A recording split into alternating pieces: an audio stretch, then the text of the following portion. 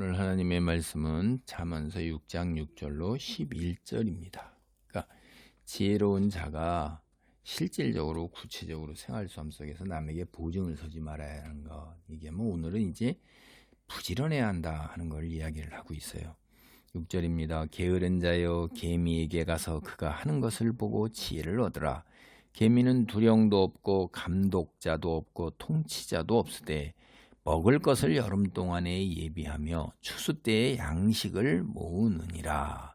게으른 자여 내가 어느 때까지 누워 있겠느냐? 내가 어느 때에 잠이 깨어 일어나겠느냐? 좀 더 자자, 좀 더 졸자, 손을 모으고 좀 더 누워 있자 하면 내 빈궁이 강도같이 오며 내 곰핍이 군사같이 이르리라. 이제 제가 예전에 고등학교 때 이제 부지런히 성경을 읽을 때 잠언서를 이제 한 달에 한 번씩 읽게 되잖아요. 그러면 지혜를 얻을 수가 있어요. 그래서 애 늙은이 같이 이렇게 일찍부터 인생을 깨달을 수가 있죠. 근데 제가 이게 와서 박혔던 것 중에 하나가 굉장히 깊이어서 박혀서 게으름을 타지 않으려고 굉장히 이제 노력을 했던 거예요. 우리가 보통 이제 물리적으로 24시간 주어졌는데 이 일을 하다 보면 잠이 부족하죠. 그래서 엄청나게 졸려서 자자, 졸자, 아이고 일어나기 엄청 싫고 좀 더 누워 있자. 이 세 가지 이거 별거 아니잖아요. 그냥 조금만 더 자, 조금만 더 좀 앉아서 졸고, 조금만 더 좀 편하게 이렇게 앉아 있는 것보다 눕자. 이러면 어떻게 된다고요?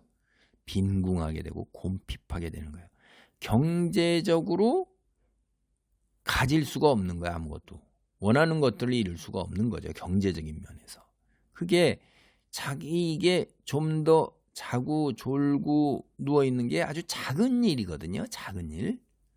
근데 이 작은 일로 자기 자신을 별일 없을 거야 라고 스스로를 속인다 이거예요. 이게.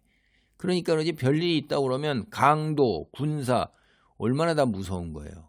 예? 자기 거 그냥 끝나는 거죠. 군사적으로 다 약탈당하는 거죠. 둘 다. 예전에는 군인들이 월급이 작으니까 그리고 약탈하는 거를 그렇게 뭐라고 그러질 않았어요. 무력으로 다 가져가서 채우고.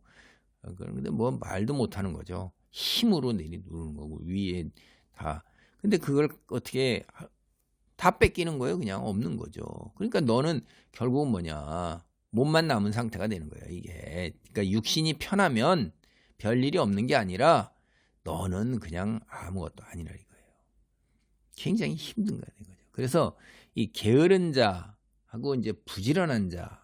근데 성실하게 열심히 일해야 한다. 이걸 얘기하는데 이게 성경이 이게 게으른 자하고 부지런한 자 이렇게 대조를 하잖아요. 이 잠언에서 나오는 대조 이렇게 하는 게 지혜로운 자하고 어리석은 자를 앞에서 계속해서 대조했었죠. 그리고 의인과 악인도 대조하고 부자하고 가난한 자를 얘기해요. 근데 이 게으른 자는 이제 가난한 자가 되는 거란 말이에요. 이게 그 의인이나 악인이나 어리석은 자보다는 비난의 강도가 이제 덜 하기는 하지만은 이게 허송세월하면서 먹을 양식조차도 구하지 않는 거예요. 여기 이 문맥을 보면 개미는 자기 먹을 걸 추수할 양식을 먹을 거를 예비하는 거잖아요. 근데 지 입에 들어갈 것조차도 안 하면서 전체 공동체에다가 이제 이렇게 피해를 끼치는 거예요. 이 우리도 그랬지만은 모내기하고 추수를 공동으로 해야 된단 말이에요. 그래서 그때도 방학이 있었고 그랬어요. 힘을 보태야 되니까 어린아이라도 하나. 그러니까 겨울을 나고 생존하는데 굉장히 중요한 거예요. 거기에 힘을 안 보태요. 자기 미래를 책임지면서 열심히 일을 해야 되는데 만물의 영장이 가장 큰 통치자라는 사람이 개미에게 배우라는 거야. 개미. 응? 그 개미가 뭐예요? 열심히 일하는 것, 노동 할 수 있는 때가 있는 거예요. 할 수 없는 때가 있는 거죠. 일을 할 수 있을 때 일해야 돼요. 우리도 농한기가 있잖아요. 그러니까 농부들이 씨 심을 때가 있고 거름 맬 때가 있고 김 매고 거름 줄 때가 있고 솎아 낼 때가 추수할 때가 있는 거예요. 들일 때가 있는 거. 그거 놓치면 끝이에요. 추수 때고 놓쳐갖고 조금 지나서 비 오거나 뭐 하거나 이렇게 하면 다 썩어서 한 해 농사 망치는 겁니다. 그래서 앞날을 위해서 아무 준비도 않고 허송세월하는 이 게으른 자, 개미에게 배워야 된다는 얘기입니다. 이게. 그래서 여러분 이게 작은 것이 별거 아닌 것 같은 작은 일들이 사실은 자기 자신의 미래를 갖다가 앗아가고 그냥 끝나는 거죠. 빈궁이나 이런 것들은 게으른 자를 예고 없이 엄습하게 그냥 오고, 게으른 자는 절대로 군사같이 이르는 그 무력, 군사를 어떻게 물리칠 수 없다는 거예요.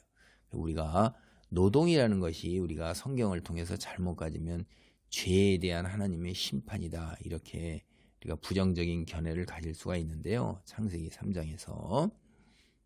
근데 이제 한편에서 원래 아담과 하와가 타락하기 전에 창세기 2장을 보면요, 하나님이 인간을 창조하시고 곧바로 에덴 동산에 두셔서 에덴 동산의 거룩함을 유지하면서 다스리고 짐승들을 통치하도록, 그 일이에요. 그게 일하고 계시는 게 통치하고 다스리고 에덴 동산을 유지하게 하고 하는 것들이, 그러니까 일이 있었다는 거죠, 노동이.